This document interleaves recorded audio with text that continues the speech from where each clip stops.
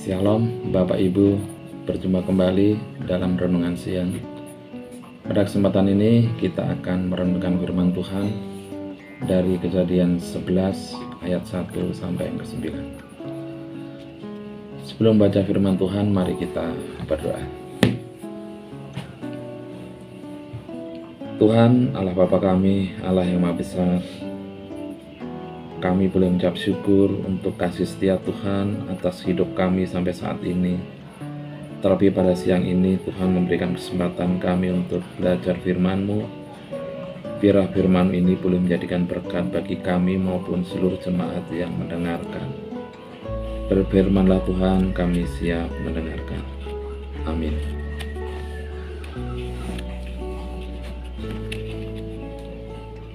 Kejadian 11 ayat 1 sampai yang ke-9. Adapun seluruh bumi satu bahasanya dan satu logatnya. Maka berangkatlah mereka ke sebelah timur dan menjumpai tanah datar di tanah Sinear.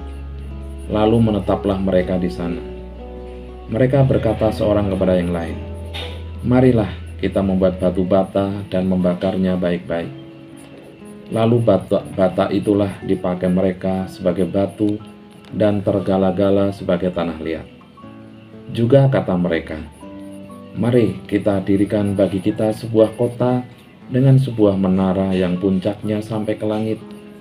Dan marilah kita cari nama, supaya kita jangan terserak ke seluruh bumi." Lalu turunlah Tuhan untuk melihat kota dan menara yang didirikan oleh anak-anak manusia itu. Dan ia berfirman, "Mereka ini satu bangsa dengan satu bahasa untuk semuanya. Ini barulah permulaan usaha mereka. Mulai dari sekarang, apapun juga yang mereka rencanakan, tidak ada yang tidak akan dapat terlaksana. Baiklah, kita turun dan mengacau balokkan di sana bahasa mereka, sehingga mereka tidak mengerti lagi bahasa masing-masing. Demikianlah mereka diserakkan Tuhan dari situ ke seluruh bumi, dan mereka berhenti mendirikan kota itu.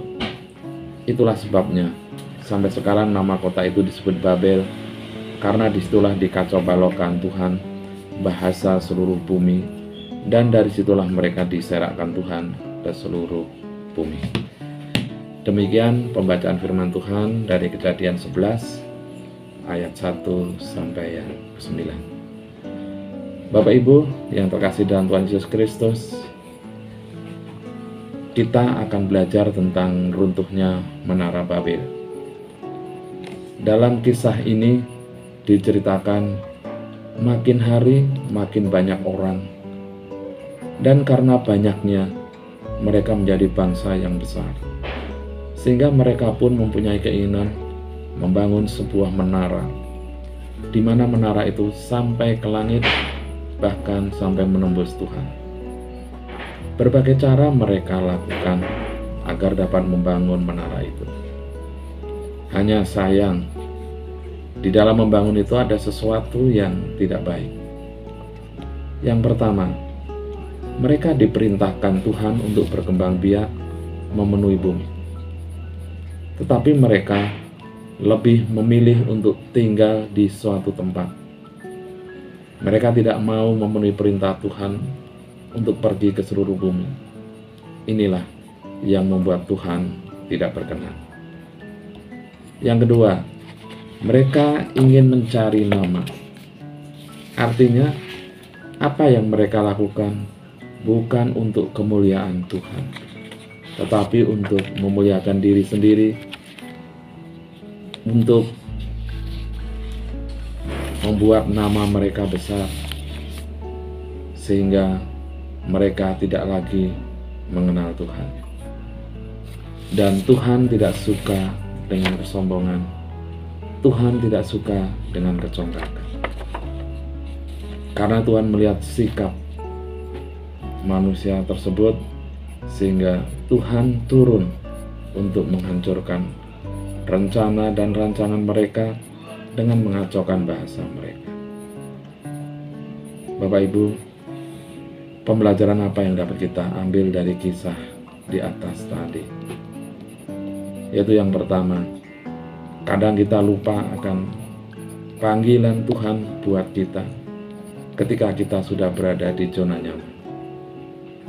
Misalkan saat kita mencari pekerjaan, kita rajin berdoa, kita berjanji nanti kalau sudah bekerja akan rajin melayani. Tapi nyatanya setelah kita bekerja, kita sibuk, kita lupa akan panggilan Tuhan dengan kesibukan kita. Yang kedua, itu tentang keangkuhan kita. Kita ini adalah orang-orang yang rapuh. Dan untuk menutupi kerapuhan itu, seolah-olah kita merasa hebat. Kita lupa bahwa kita itu adalah ciptaan dan Tuhan adalah penciptanya. Kita ingin seperti bangsa Babel yang ingin membangun menara setinggi langit untuk menyaingi penciptanya, mencari nama, memuliakan diri sendiri. Oleh karena itu, Tuhan menghancurkan keangkuhan kita. Saudara, kadang Tuhan menghancurkan segala rencana kita agar hidup kita tidak hancur. Tuhan tahu apa yang lebih baik dari apa yang kita rencanakan. Karena Tuhan tidak pernah merancangkan yang tidak baik buat manusia. Tapi rancangan Tuhan adalah rancangan damai sejahtera. Saudara-saudara yang terkasih dalam Tuhan Yesus, firman Tuhan di atas mengingatkan kita semua. Yang pertama, jangan lupa akan tugas panggilan kita itu apa. Yang kedua, kerjakan bahwa semua itu hanya untuk kemuliaan Tuhan. Kiranya Roh Kudus menolong dan memampukan kita bukan untuk membangun menara keangkuhan, melainkan untuk memuliakan Tuhan. Tuhan Yesus memberkati.